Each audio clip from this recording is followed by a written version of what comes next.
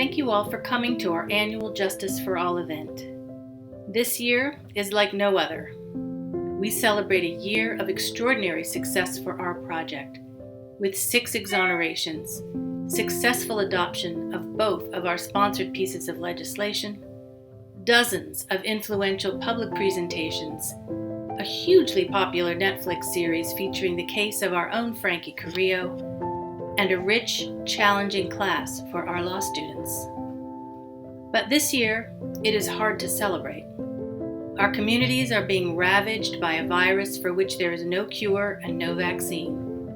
People are sick and dying, and nowhere is this more prevalent than in the prisons where our innocent clients are forced to live.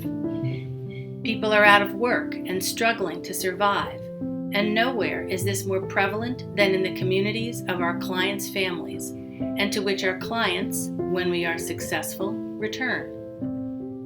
This year has also starkly exposed and led to a long overdue recognition by the world community of the brutality we have inflicted and continue to inflict on our communities of color, particularly our Black communities, with the systemic racism that pervades all aspects of our society.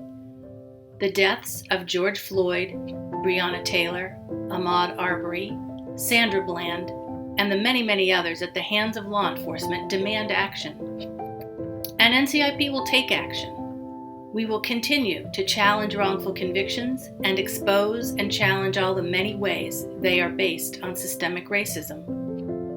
We will continue to show the world how racism is the foundation of so many wrongful convictions, as well as the basis for the system's resistance to recognizing them.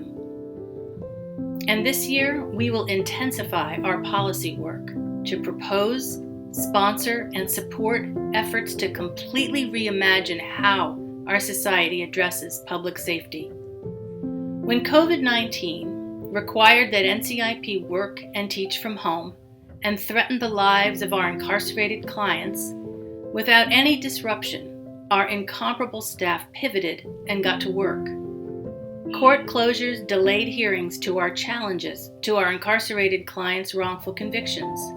So within 1 week, we filed petitions with the governor asking that he commute their sentences and release them while we fight to establish their innocence.